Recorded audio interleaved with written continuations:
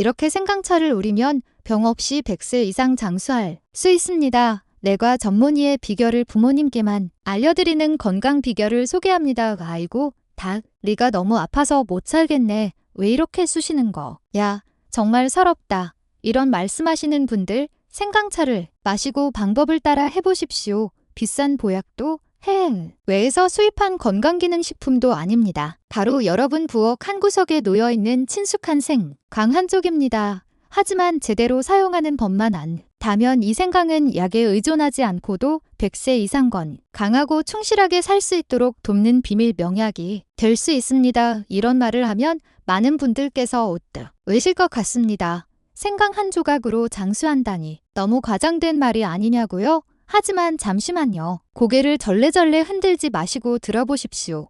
제가 지금부터 말씀드리는 내용은 입에서 입으로 전해 내려오는 속설도 근거 없는 뜬소문도 절대 아닙니다. 이것은 현대의학이 직접 확인한 지식이자 한국을 대표하는 명의들이 수백 년 전부터 적용해온 방법입니다. 우리에게 동의보감이라는 위대한 의서를 남긴 허준 선생을 기억하십니까? 혹은 조선시대 내내 존경받았던 침술의 대가 임은요, 두 분께는 한 가지 공통점이 있습니다. 바로 그들의 유명한 처방에는 늘 생강이 핵심 약재로 포함되어 있었다는 점이죠. 왜 그랬을까요? 생강은 단순한 향신료가 아니기 때문입니다. 생강은 약입니다. 몸을 따뜻하게 하고 저항력을 높이며 염증을 막고 속을 편안하게 하며 감기를 완화하고 가래를 삭히며 관절 통증을 줄여주고 혈액순환을 도와 밤마다 시린 손발을 따뜻하게 해주는 약재입니다. 옛사람들이 생강을 가난한 자의 인삼이라 부른 것은 결코 연이 아닙니다. 인삼은 비싸고 구하기 어렵지만 생강은 값싸고 키우기 쉬우며 거의 모든 가정에 있고 그 효과는 인삼에 결코 뒤지지 않기 때문입니다. 하지만 안타까운 것은 오늘날 많은 사람들이 생강의 이 놀라운 효능을 제대로 모른다는 점입니다. 우리는 온갖 약, 콜라겐 영양제, 수입차를 사기 위해 몰려다닙니다. 매달 수십만 원을 건강기능식품에 쏟아 부으면서도 부엌 한 구석에 조용히 놓여있는 생강 한 쪽은 잊어버리고 맙니다. 심지어 생강이 좋다는 것은 알면서도 잘못된 방법으로 사용하거나 잘못된 시간에 마시거나 잘못된 방식으로 담가두어 오히려 역효과를 내는 경우도 많습니다. 이것이 바로 제가 오늘 이 영상을 만든 이유입니다. 중년과 노년의 건강에 진심으로 관심을 가진 여러분께 생강을 어떻게 사용해야 그 효과를 온전히 발휘할 수 있는지 명확히 이해시키기 위해서죠. 언제 마셔야 생강이 속을 따뜻하게 할 뿐만 아니라 혈관을 깨끗이 하고 혈당을 낮추며 뇌졸중을 예방하고 매일 밤 숙면을 취하게 하는지 알려드리겠습니다. 가장 중요한 것은 진짜 명약이 바로 우리 집 부엌에 있는데도 불구하고 화려한 양재의 헛돈을 쓰지 않도록 도와드리는 것입니다. 이 영상에서는 섬유질이 적고 정유 성분이 풍부한 좋은 생강 고르는 법부터 곰팡이가 피지 않고 약성을 잃지 않도록 껍질을 벗기고 보관하는 올바른 방법까지 공유하겠습니다. 특히 백설탕을 사용하지 않고 간단하게 생강 시럽을 만드는 두 가지 비법과 고혈압과 당뇨부터 불면증에 이르기까지 각 건강 문제에 도움이 되는 최적의 음용 시간까지 공개하겠습니다. 마지막으로 많은 분들이 생강을 꾸준히 사용해도 효과를 보지 못하는 흔한 실수들을 낱낱이 파헤쳐 드리겠습니다. 만약 이 정보가 유용하다고 생각되신다면 주저하지 마시고 채널 구독 버튼을 눌러주십시오. 저를 위해서가 아닙니다. 바로 여러분 자신과 사랑하는 가족들의 건강을 위해서입니다. 영상을 보는 데는 단 몇 분밖에 걸리지 않습니다. 하지만 때로는 그 몇 분이 건강하고 평안한 삶을 수십 년 더 연장해 줄 수도 있습니다. 자, 이제부터 좋은 생강을 고르는 법과 더 중요하게는 생강이 가진 귀한 약성을 온전히 보존할 수 있도록 껍질을 벗기고 썰고 보관하는 방법을 안내해 드리겠습니다. 왜냐하면 생강을 잘 못 다루고 대충 자르고 깨끗이 씻지 않고 말리지 않으면 향과 약성을 잃을 뿐만 아니라 곰팡이가 쉽게 생겨 간과 신장에 해를 끼칠 수 있기 때문입니다. 지금부터 제가 올바르고 빠르고 깨끗하며 안전하게 손을 대지 않는 생강 손질법을 알려드리겠습니다. 혹시 생강을 들고 껍질을 벗기려다가 몇 분 만에 포기한 적이 있으신가요? 생강은 딱딱하고 울퉁불퉁하며 틈새마다 흙이 끼어 있어 칼은 미끄러지고 손은 아프기 때문이죠. 어쩔 때는 생강 반쪽도 못 깎고 손톱이 부러지기도 합니다. 그 기분 잘 압니다. 저희 어머니께서도 생강은 좋은데 깎을 때마다 이 난다고 말씀하시곤 했습니다. 하지만 오늘 저는 전혀 다른 방법을 알려드리겠습니다. 손에 힘이 없는 70대 어르신도 칼 없이 할 수 있을 만큼 쉬운 방법입니다. 첫째, 좋은 생강 고르는 법입니다. 생강은 무조건 크다고 좋은 것이 아닙니다. 껍질 3개 짚고 여러 갈래로 나뉘어 있지만 손으로 쥐었을 때 무르거나 쭈글쭈글하지 않고 단단한 것을 고르세요. 햇생강보다는 묵은 생강을 선택하는 것이 좋습니다. 특히 묵은 생강은 진저롤 함량이 가장 높은데 이 성분은 2022년 한국생명과학 회지에 실린 연구를 포함해 여러 논문에서 항염, 소화 촉진 및 면역력 강화 효과가 확인된 바로 그 성분입니다. 푸른 싹이 튼 생강은 피해야 합니다. 이때는 영양분이 싹으로 빠져나가 먹었을 때 소화 불량이나 복부 팽만감을 유발할 수 있기 때문입니다. 좋은 생강을 고른 후에는 흙을 깨끗이 씻어야 합니다. 하지만 잠깐만요. 생강을 씻는 데도 기술이 필요합니다. 그냥 물로 대충 헹구지 마십시오. 저는 보통 따뜻한 물이 담글 때야에 생강을 넣고 굵은 소금이나 베이킹 소다를 약간 넣어 10분 정도 담가 둡니다. 그 후 낡은 칫솔을 이용해 생강의 홈을 따라 문질러 줍니다. 그러면 흙이 훨씬 쉽게 떨어져 나갑니다. 이 방법은 깊숙이 박힌 흙과 작은 틈새의 세균까지 제거하는 데 도움이 됩니다. 이제 껍질 벗기는 단계입니다. 많은 분들이 가장 꺼려하는 부분이죠. 하지만 오늘 저는 칼 없이 손이 미끄러질 걱정 없이 할 수 있는 아주 간단한 팁을 알려드리겠습니다. 흔히 텃밭을 가꿀 때 사용하시는 면 장갑 한 켤레를 준비하십시오. 양손에 장갑을 끼고 생강을 손에 쥐고 마치 비누로 손을 씻는 것처럼 양손으로 비벼 두십시오. 깜짝 놀라실 겁니다. 얇은 겉껍질이 저절로 벗겨지면서 상처 하나 없이 깨끗하고 노란 속 살이 드러납니다.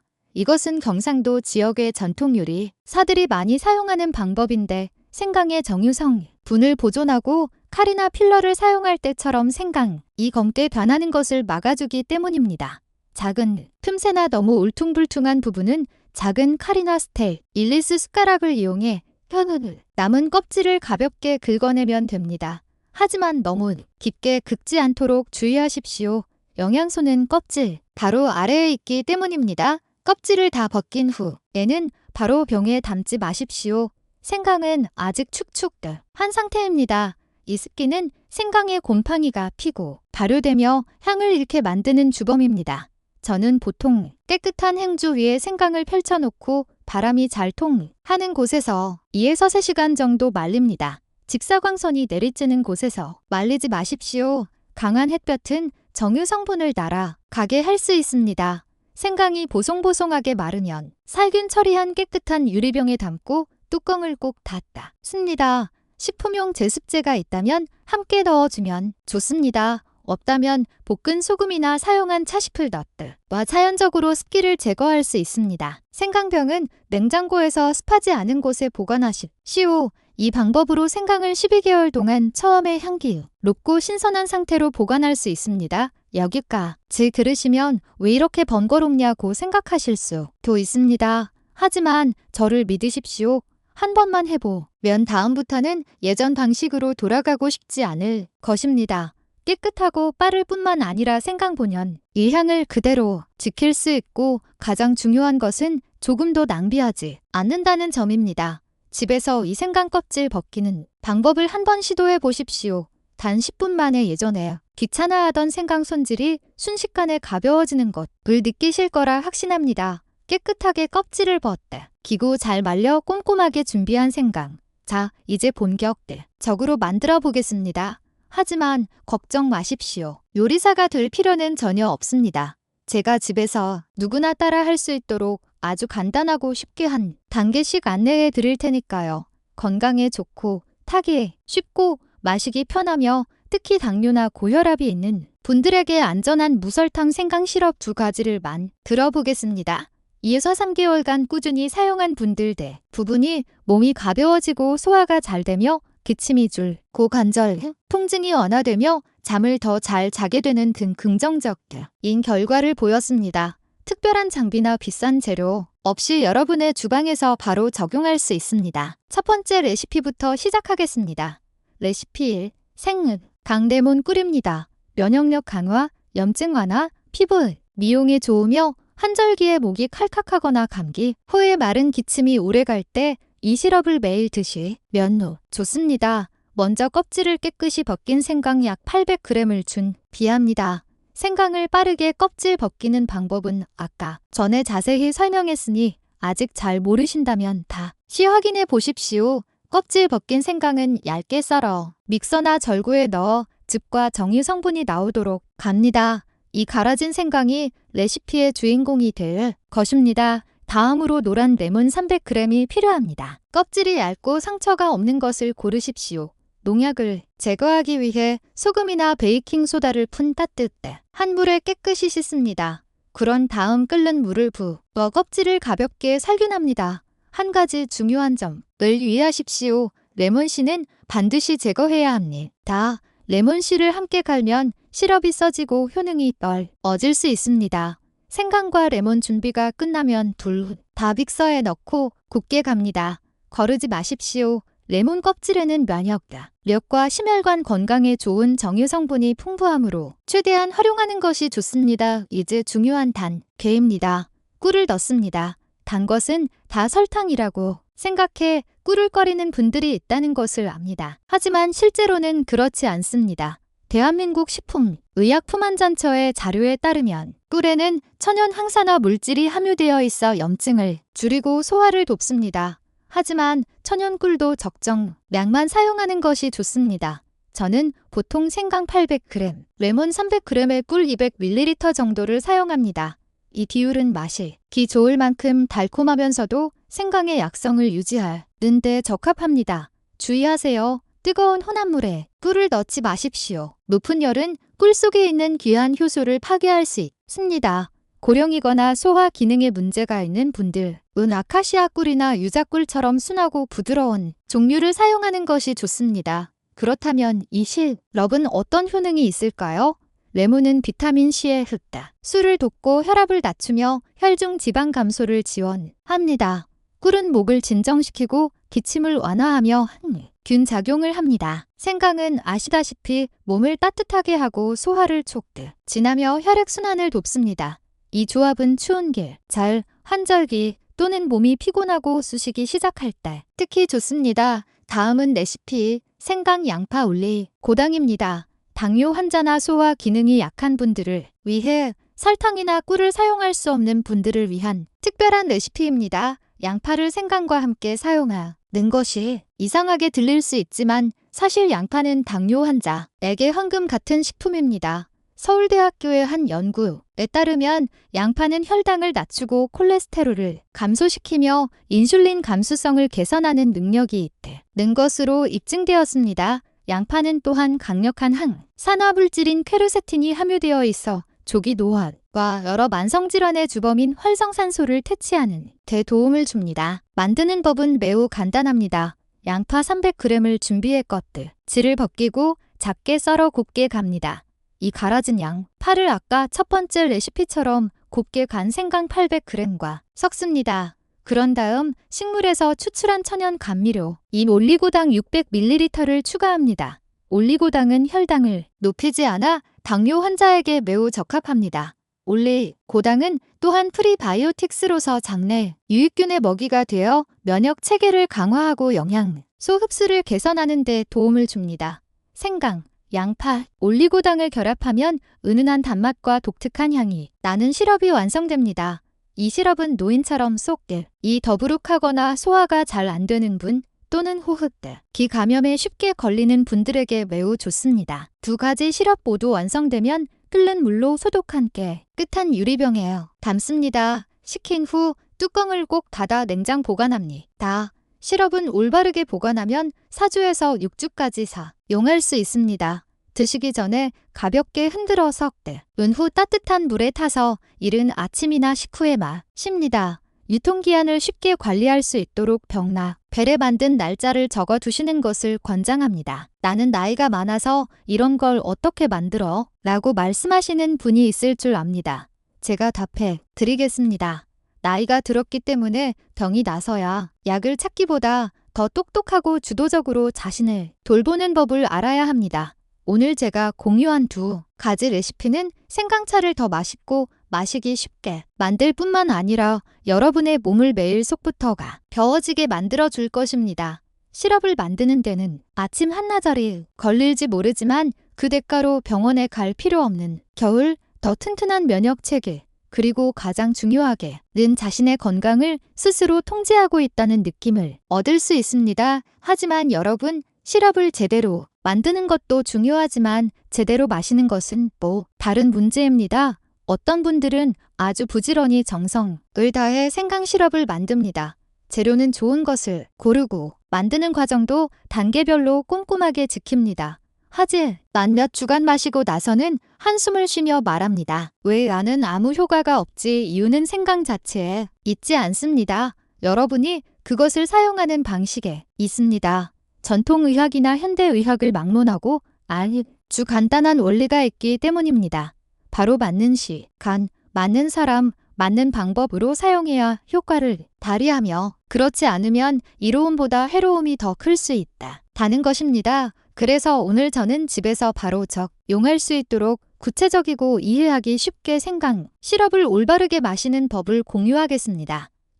여러분이 들인 노력이 헛되지 않도록 말입니다. 먼저 이것 하나만은 꼭 기억해 주십시오. 진하게 타지 말고 묽게 타십시오. 많은 분들이 생강은 짙을수록 좋다고 생각하고 한 번에 강하게 마시려고 합니다. 하지만 그것은 잘못된 생각입니다. 생강은 성질이 뜨거운 약재이다. 너무 진하게 타서 마시면 특히 몸에 열이 많은 체질의 경우 쉽게 속이 쓰리거나 불면증, 간 기능에 부담을 줄 수 있습니다. 가장 합리적인 비율은 생강 시럽 1큰술 약 15ml에 뜨거운 물 200ml 정도를 섞는 것입니다. 물은 몇 도가 좋을까요? 약 70도에서 80도 사이입니다. 왜 방금 끓인 100도의 물을 사용하지 않을까요? 물이 너무 뜨거우면 생강 속에 있는 귀한 정유 성분과 천연 효소가 파괴되어 버리기 때문입니다. 마시면 속은 따뜻해지겠지. 약효는 많이 감소합니다. 반면 미지근한 물은 시럽 속의 유효 성분을 활성화시키기에 충분하지 않아 효과가 현저히 떨어집니다. 손으로 온도를 가늠해 보실 수 있습니다. 손을 대지 않을 정도로 따뜻한 물이 적당합니다. 만약 몬꿀 레시피를 사용하신다면 신선한 레몬 한 조각을 추가해 상큼한 맛을 더할 수 있습니다. 하지만 양파 올리고당 레시피를 드신다면 다른 것을 첨가하지 않는 것이 좋습니다. 양파 자체의 향과 맛이 독특해서 다른 것을 섞으면 맛이 섞여 품질에 영향을 줄 수 있기 때문입니다. 그렇다면 생강차는 언제 마시는 것이 가장 좋을까요? 목적에 따라 마시는 시간을 조절하는 것이 좋습니다. 면역 체계를 활성화하고 소화를 개선하며 몸을 속부터 따뜻하게 하고 싶다면 아침 식사 20에서 30분 전에 마시는 것이 좋습니다. 하지만 위장이 약한 병력이 있는 분은 공복에 마시지 않는 것이 좋습니다. 대신 삶은 고구마 몇 조각이나 빵 한 조각 같은 가벼운 음식을 먼저 드신 후 생강차를 마시는 것이 좋습니다. 특히 명절처럼 기름지고 긴 음식을 많이 먹었을 때 생강차는 소화를 돕고 더부룩함을 줄이며 혈액 내 나쁜 지방 축적을 제하는 역할을 합니다. 식후 20분 뒤에 작은 잔으로 한 잔만 마셔도 몸이 한결 가벼워지고 저녁까지 이어지는 더부룩한 느낌이 사라지는 것을 느끼실 겁니다. 저녁에는 손발이 차고 잠을 설치거나 관절 통증으로 밤중에 자주 깨는 분이라면 잠들기 약 1시간 전에 생강차 한 잔을 마시는 것이 아주 좋은 선택입니다.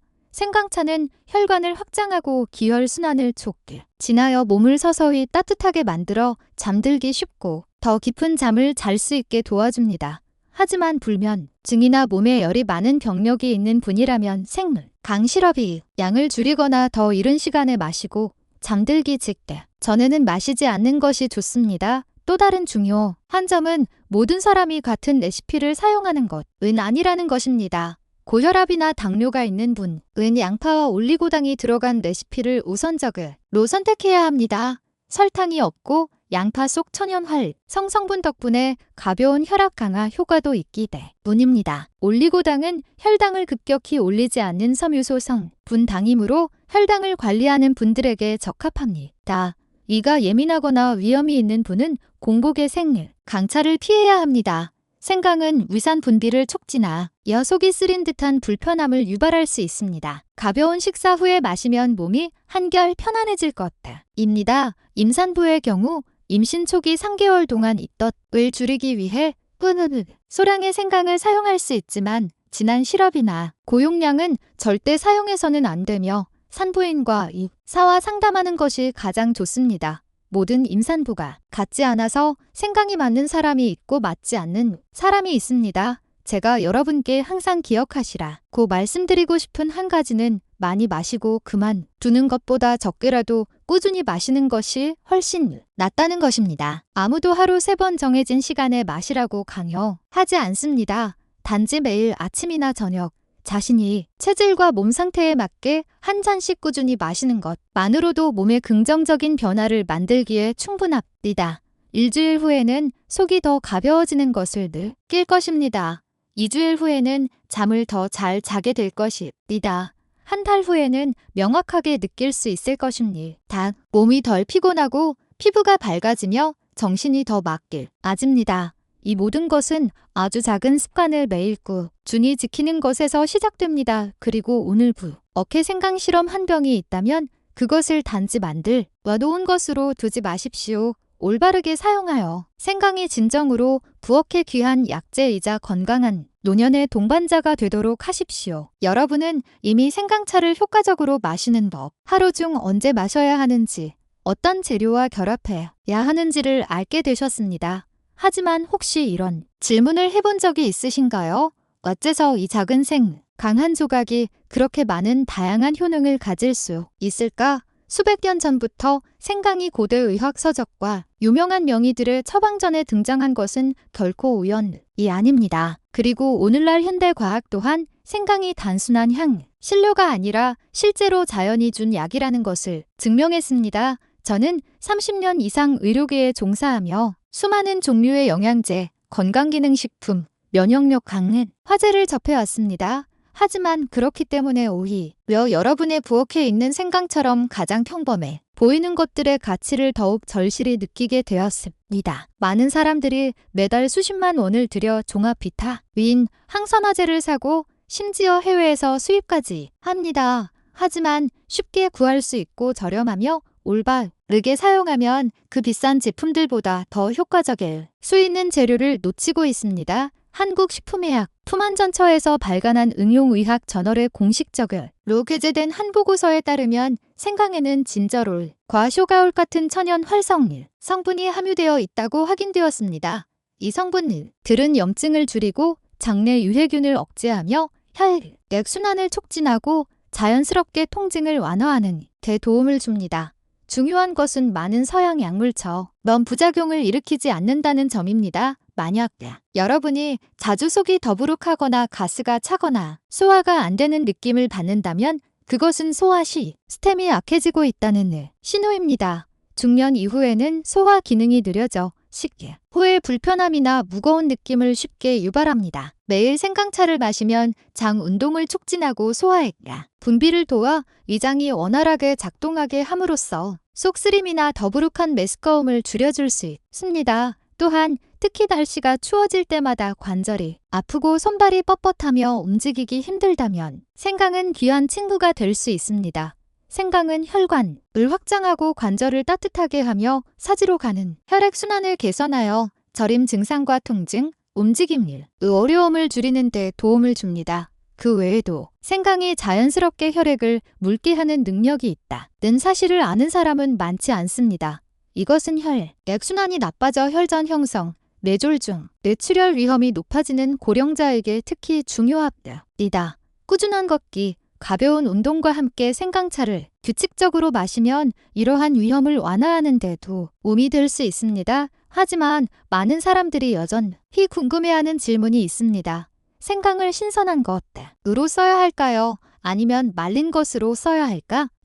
신선한 생강은 효소, 정유, 그리고 원래의 성성분을 더 많이 함유하고 있습니다. 차를 끓이거나 시럽을 만들고 막걸과 함께 생으로 먹기에 적합하며 특히 여름, 철이나 소화를 개선하고 싶을 때 유용합니다. 반면 햇볕이나 건조기로 말린 건생강은 몸을 따뜻하게 하는 효과가 더 강하여 손발이 찬 사람, 저녁에 쉽게 감기에 걸리는 사람 또는 생리통이 있는 여성에게 적합합니다. 요컨대 어느 하나가 절대적으로 더 좋다고 할 수는 없습니다. 둘 다 효능이 있으며 중요한 것은 여러분이 올바른 종류를 선택하고 올바른 시기에 사용하는 것입니다. 하지만 아무리 좋아도 생강은 올바르게 사용해야 합니다. 저는 생강을 잘못 마시면서도 옳다고 생각하는 경우를 많이 보았습니다. 이는 이로움보다 해로움을 더 크게 만듭니다. 어떤 사람은 생강을 백설탕에 재워 오래 둘수록 좋아진다고 생각한 다음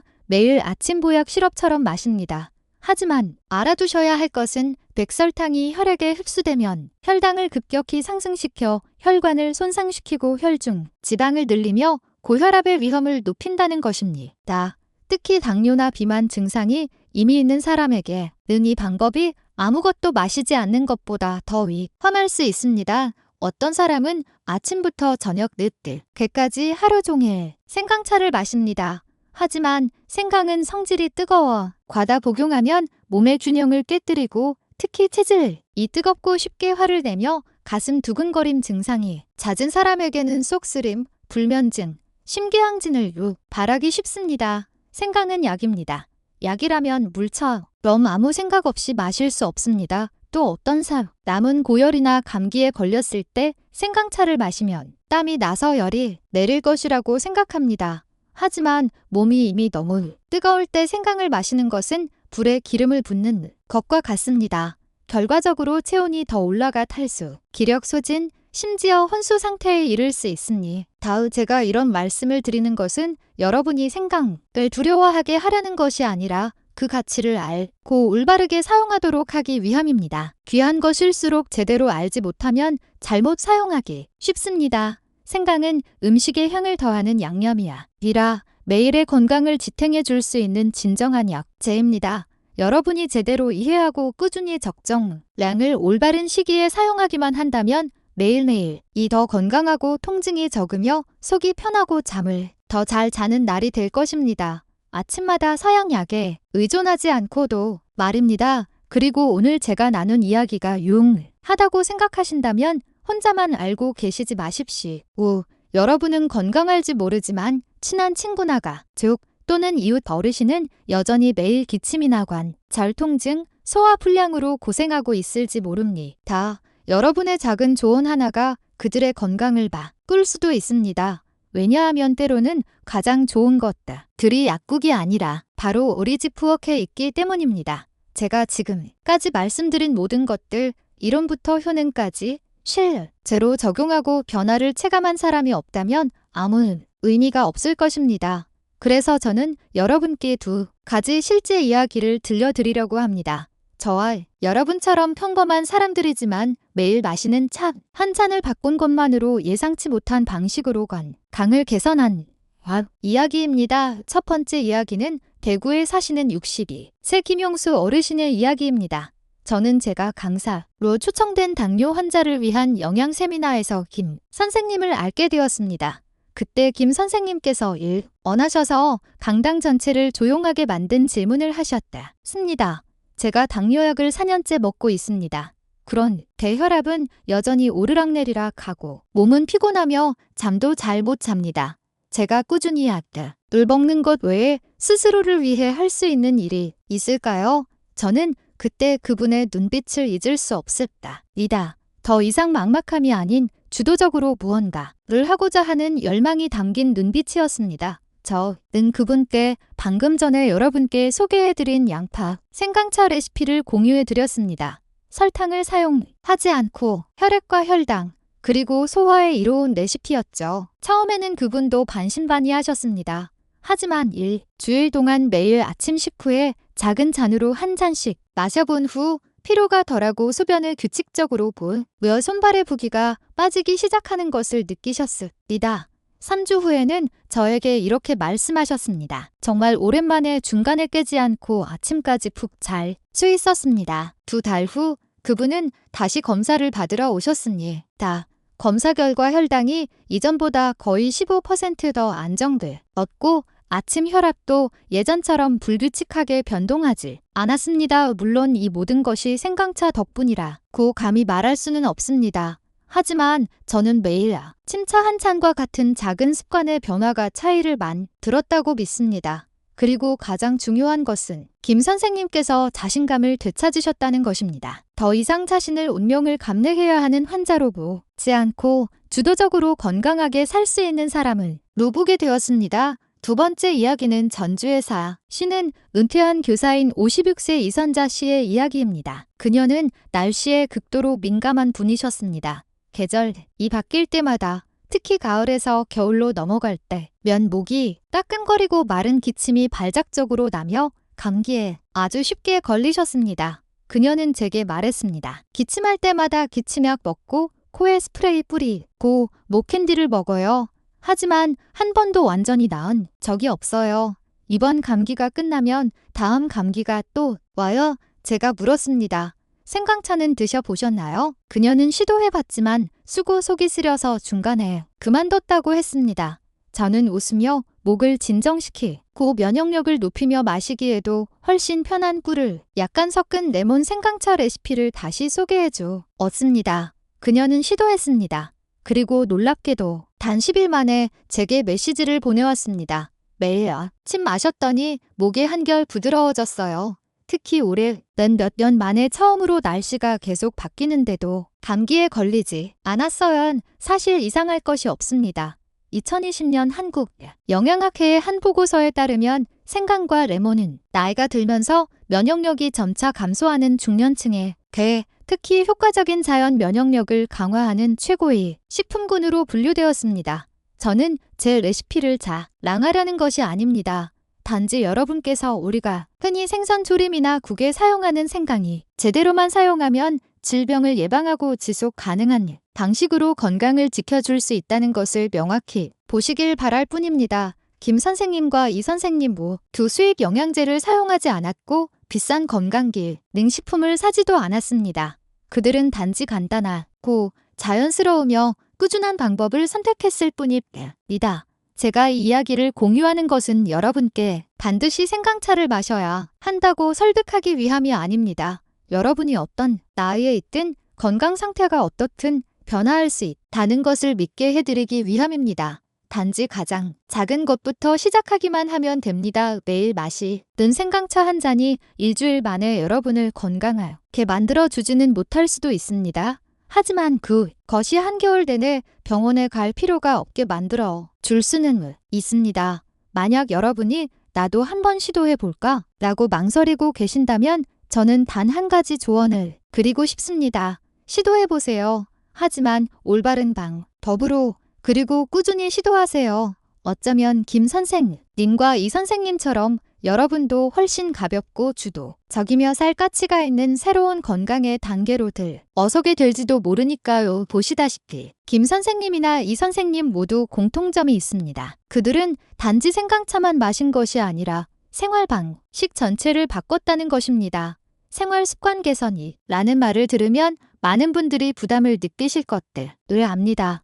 특히 수십 년간 고정된 생활 리듬에 익숙해져 있을 때는 더욱 그렇습니다. 하지만 진실은 건강이 특정 식품 하나, 약 하나 또는 특별한 운동 하나에 있지 않다는 것입니다. 그것은 매일의 습관, 사소해 보이지만 올바른 방식으로 유지될 때 우리의 신체 상태와 정신, 그리고 수명까지 바꿀 수 있는 힘을 가진 것들 속에 있습니다. 생강이 아무리 귀하다 해도 전체적인 건강이라는 그림의 작은 조각일 뿐입니다. 50세 이후에 건강하고 오래 살며 질 높은 삶을 살기 위해서는 식단뿐만 아니라 수면, 운동, 호흡법, 사고방식, 그리고 매일 자신을 사랑하는 방법까지 조절해야 합니다. 제가 가장 먼저 강조하고 싶은 것은 너무 오래 안 있는 습관입니다. 은퇴 후 많은 분들이 평생 일했으니 이제 쉴 때다라고 생각하십니다. 쉬는 것은 맞습니다. 하지만 쉰다는 것이 움직이지 않는다는 뜻은 아닙니다. 오래 앉아 있으면, 특히 아침부터 저녁까지 한자리에 앉아 있으면 혈액이 원활하게 순환하지 못해 다리에 혈액이 고이는 부종은 물론 심지어 혈관 막힘의 원인이 될 수 있습니다. 대한민국 국립보건연구원의 연구에 따르면 매일 30분씩 걷는 사람은 거의 움직이지 않는 사람에 비해 심혈관 질환 및 고혈압 발병 위험이 최대 40% 낮다고 합니다. 매일 아침 동네를 30분간 천천히 걷기만 해도 심장이 더 튼튼해지고 혈액순환이 원활해지며 소화 기능도 좋아지고 정신도 상쾌해집니다. 두 번째 요소는 수면입니다. 밤중에 잠에서 깬 적이 있으신가요? 혹은 몇 시간 자고 나면 다시 잠들지 못하시나요? 중년의 수면 장애는 흔한 일이지만 가볍게 여겨서는 안 됩니다. 왜냐하면 잠자는 동안에야 말로 몸이 자가 치유를 하는 시간이기 때문입니다. 뇌는 독소를 제거하고 내장기관은 휴식을 취하며 암 예방에 및 면역 조절 효과가 있는 멜라토닌 같은 호르몬이 가장 활발하게 분비됩니다. 잠이 부족하거나 깊이 잠들지 못하면 쉽게 피로해지고 잘 잊어버리며 좀처럼 피로가 풀리지 않습니다. 잠들기 어렵다면 일찍 불을 끄고 잠들기 1시간 전부터는 휴대폰이나 TV를 사용하지 마십시오. 그리고 따뜻한 생강차 한 잔을 마셔보는 것도 좋습니다. 생강 속의 진저롤 성분은 몸을 따뜻하게 하고 혈관을 안정시키며 신경을 이완시켜 깊은 잠에 쉽게 빠져들 수 있는 환경을 만들어줍니다. 세 번째로 식습관을 빼놓을 수 없습니다. 우리 한국 사람들은 저녁에 많이 먹는 습관이 있는데 이것이 밤새 소화기관을 힘들게 하는 원인 중 하나입니다. 저녁 7시 이후에 많이 먹는 것은 소화 불량을 유발할 뿐만 아니라 간, 췌장, 심장에도 영향을 미칩니다. 그래서 저는 저녁 식사를 가볍게 하고 세 끼를 많이 먹기보다는 여러 끼로 나눠서 먹되 소화하기 쉬운 양으로 정제당과 동물성지, 당을 줄이라고 권합니다. 천천히 오래 씹으십시오. 입안에서 침에 포함된 음식분의 효소 덕분에 소화 과정이 이미 시작되기 때문입니다. 또 다른 사소하지만 많은 분들이 저지르는 실수는 식사 직후에 과일을 먹는 것입니다. 이것은 좋지 않습니다. 과일은 발효되면서 가스를 생성하기 쉬워 위가 가득 찬 상태에서 먹으면 속이 더부룩해질 수 있습니다. 과일은 아침이나 식사 사이에 드시는 것이 가장 좋습니다. 다음으로 제가 여러분께 주목하시라고 말씀드리고 싶은 것은 간과되기 쉬운 요소인 기분입니다. 우리는 흔히 마음의 병이 몸의 병을 만든다고 말하는데 이는 전적으로 사실입니다. 오랫동안 걱정하거나 화를 내거나 슬퍼하면 몸에서 스트레스 호르몬이 분비됩니다. 이 호르몬은 심장을 빨리 뛰게 하고 장을 수축시키며 면역력을 떨어뜨려 위통, 소화 불량, 혈압 상승을 유발하고 심지어 만성질환을 일으킬 수도 있습니다. 따라서 매일 아침 10분간 깊게 숨을 쉬거나 가벼운 책 몇 페이지를 읽거나 배우자나 이웃들과 즐겁게 대화하는 시간을 가지십시오. 한바탕 웃, 음은대로 보약 한 첩보다 더 가치가 있습니다. 그리고 여러분을 즐겁게 하는 일에 시간을 할애하는 것을 잊지 마십시오. 식물을 키우거나 클래식 음악을 듣거나 아주 천천히 차 한 잔을 우려내는 것 등이 될 수 있습니다. 말은 쉽고 행동은 어렵다는 것을 압니다. 하지만 저는 여러분께 모든 것을 하루아침에 바꾸라고 권하지 않습니다. 아무도 100% 바뀌라고 강요하지 않습니다. 제가 바라는 단 한 가지는 여러분이 작은 거 하나부터 시작하는 것입니다. 예를 들어 매일 아침 15분 걷기, 매일 밤 잠들기 전 강차 마시기 또는 일주일에 하루 TV를 일찍 끄고 책 읽기 같은 아주 작은 것들 말입니다. 하지만 한 달, 2달, 3달을 유지하면 여러분은 자신이 완전히 달라졌음을 느낄 것입니다. 더 건강해지고 더 맛있게 먹고 더 깊이 잠들고 정신이 더 가벼워집니다. 더 이상 지긋지긋한 피로감도 없습니다. 그리고 가장 중요한 것은 더 이상 약에 의존하지 않게 된다는 것입니다. 왜냐하면 여러분의 진정한 건강은 결코 처방전에 있지 않기 때문입니다. 그것은 여러분이 매일 어떻게 사느냐에 달려 있습니다. 제가 올리는 영상마다 수백 회 이 질문이 들어옵니다. 그리고 저는 항상 제 팀에게 이렇게 말합니다. 쓸데없는 질문이란 없다. 사람이 질문할 때 같은 것을 궁금해하면서도 누구에게 물어봐야 할지 모르는 사람이 100명은 더 있을 수 있기 때문이다. 그래서 오늘 저는 그동안 많은 분들이 보내주신 질문에 답하는 시간을 갖도록 하겠습니다. 다음 첫 번째 질문은 인천에 계신 한 분께서 보내주셨습니다. 아이들도 생강차를 마셔도 되나요? 답변은 네, 하지만 매우 신중해야 합니다.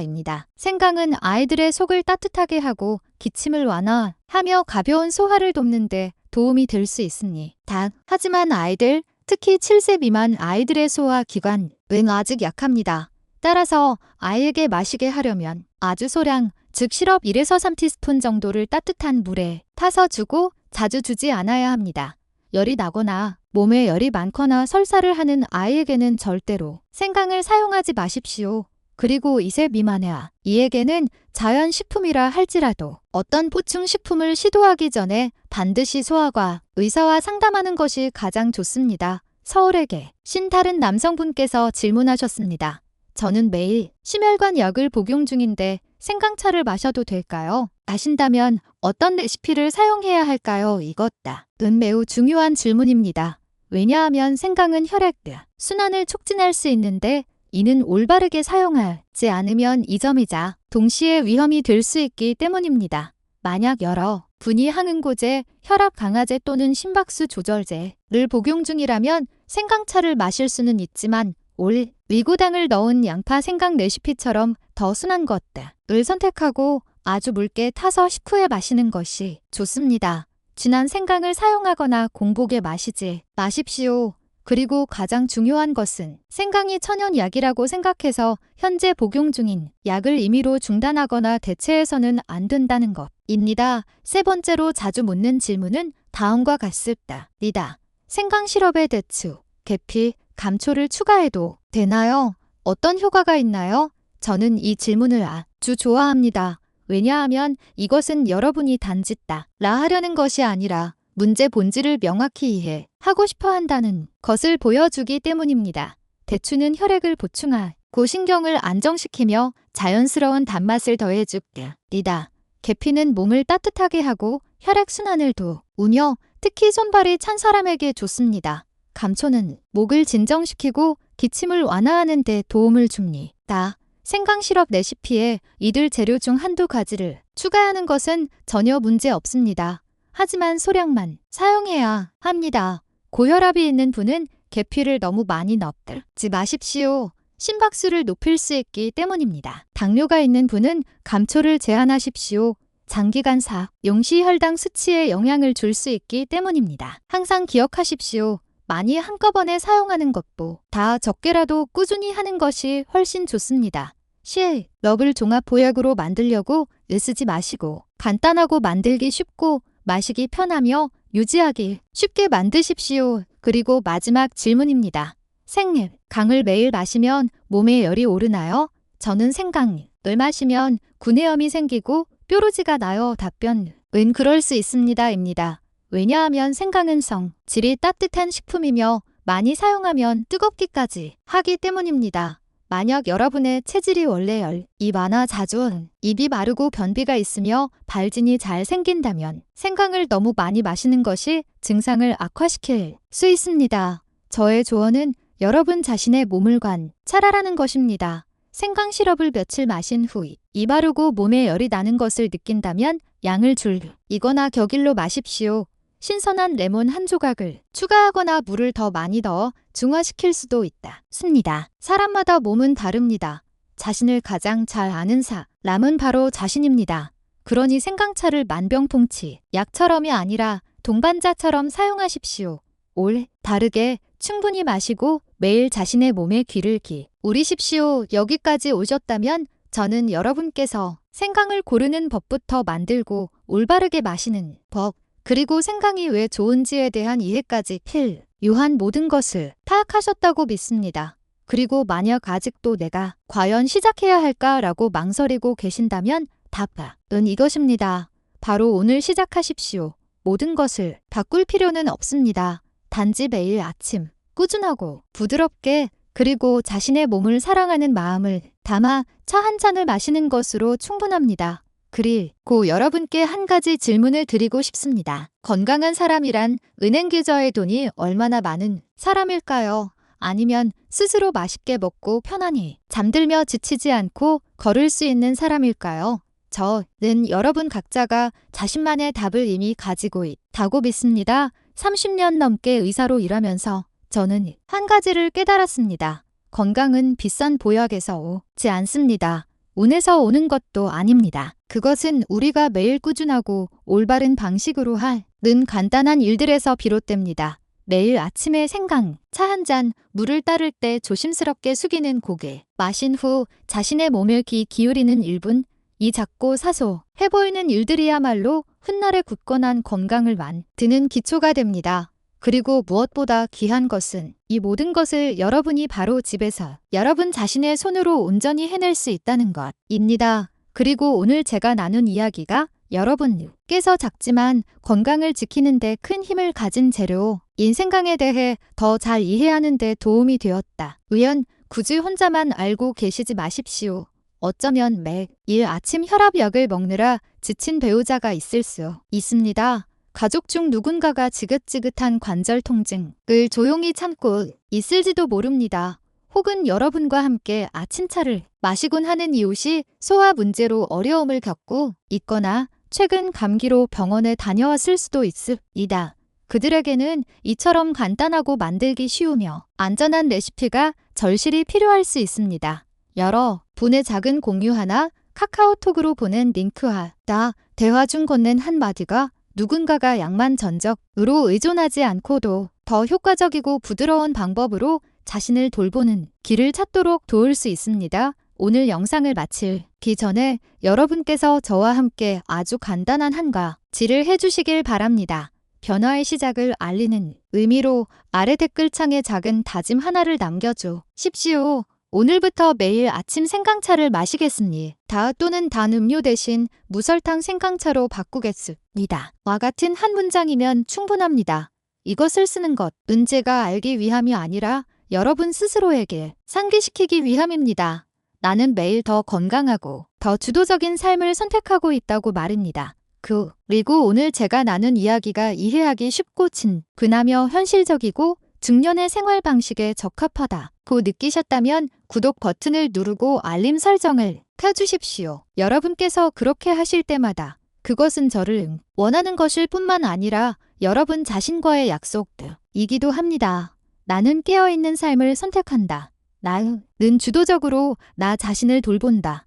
나는 내 노년이 길을 질병이 이끌도록 내버려 두지 않겠다. 우리는 시간을 되돌릴 수는 없습니다. 하지만 여러분은 남은 인생을 사랑하는 사람들과 함께 더 가볍고 더 건강하며 특정 약을 복용 중이거나 장기 치료를 받고 계신다면 식단이나 생활 습관을 바꾸거나 생강을 포함한 어떤 재료를 사용하기 전에 반드시 주치의와 상의하십시오. 항상 평안하고 건강하시길 기원합니다. 그리고 다음 영상에서 다시 뵙겠습니다. 그곳에서 우리는 함께 건강하고 즐겁게 진정한 나 자신으로 살아가는 법을 계속 이야기 나누겠습니다.